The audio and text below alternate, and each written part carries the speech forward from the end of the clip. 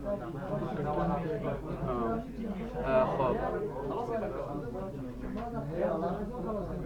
خب بسم الله الرحمن الرحیم. موضوع درس امروز ما است یک فلش چطور میتونیم که بوتیبل بسازیم.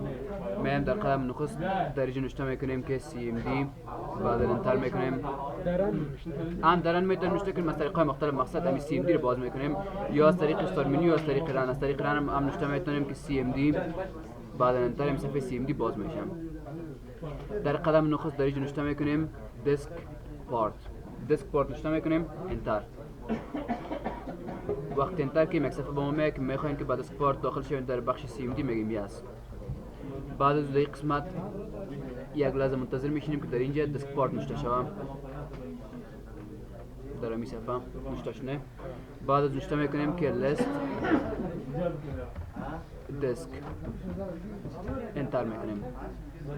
در اینجا که هست همیشه در دیسک صفر اما هارد دیسک خود کامپیوتر نشان داده میشه. مثلا امی هارد دیسک خود کامپیوتر 465 جی بی که با درایو های مختلف تقسیم بندی شده و در دیسک یک همیشه هم فلش نشان داده میشه که ما میخوایم بوتیبل بسازیم.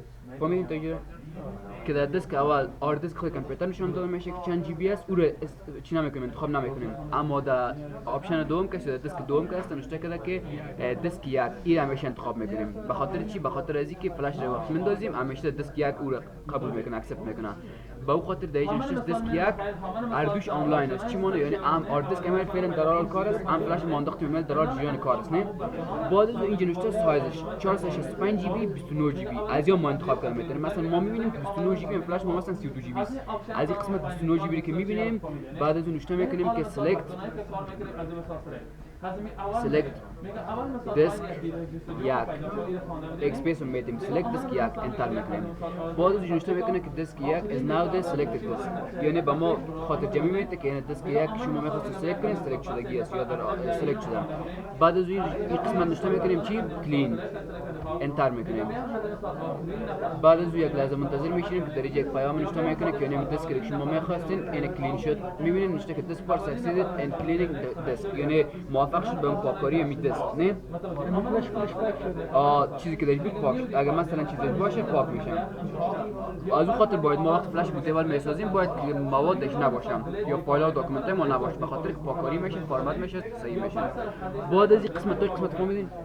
بعد از دیگه نوشته میکنیم که create partition primary انتر میکنیم. اینجا باز هم چیزی نوشته که یعنی موافقانه تانست که امی دیسک پارتیشن پرایمری ایجاد کنم. نه یک پیام از هر کدامش باید یک پیام دریافت کنیم. در غیر از اون پیام نامد یا ایرور نوشته که بفهمیم که در جای کدام اسپل اشتباه شده یا کدام چیز اشتباه صورت گرفته. بعدا در این قسمت نوشته میکنیم فرمت نوشته میکنیم اسپیس میتیم. بعد از اف اس مساوی است با باز یک اسپیس میتیم. باز اسپیس NTFS اسپیس کویک. بعدا انتر میکنیم. اینجا منتظر میشینیم که اینجا 0% کامپلیتد فقط تا یک دو دقیقه دیگه 100% میشه. 100% که شد بعد از اون باز دیگه مراحلش پیش میبریم. اینا فقط یک الی دو دقیقه دیگه وقت در بر می تا 100% شود. منتظر میشینیم. نظر به خود فلاش و نظر به خود کامپیوتر و سرعت کاربردش است. خیره که پورتیبل کردی بعضا ویدیو شما پورتی بعضا می چیزا شد. وقتی که بوتیبل شد فلش نه امی مراحل که طی شد. بعد از چی میشه؟ بعد از او از طریق CD ویندوز نه مکمل کل فایلش کپی میکنی در فلش پیست میکنی. منتظر میشی فایل پیست شود. وقتی بعد از فایل پیست شد فلش میکشی از کامپیوتر ریستارت میکنی. کامپیوتر ریستارت کردی فلش اول یک دفعه باید پرتی چون به خاطر ریستارت که میشه تا یک دو دقیقه تا فلش قبول میکنم. فلش که میندازیم بعد از او ریستارت میکنی. بعد از ریستارت اونجا از قسمت بوت منیو USB دیسک استوریج انتخاب میکنی که از طریق فلش ما میخوایم ویندوز بسازیم. حالا چه میبینید نوشته کرده که 100% تکمیل شده کاری که ما میخواستیم که انجام شه. نه بعد از او نوشته میکنیم که اکتیو وقتی نوشته که انتر میکنیم. نوشته که چیز امی پارتیشن میخواستیم که شما بوده باشه چیز اکتیو شده. در قسمت فهمیدین؟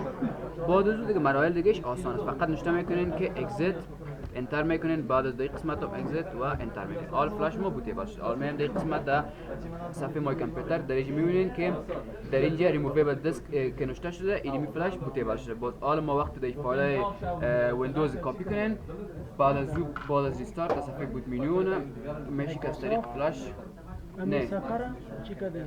کدام سفرم؟ این اینجا دو پروگرامر انداختیم ویندوز بود دمپر و دوم دلیت شد. دیلیت شدم؟ خب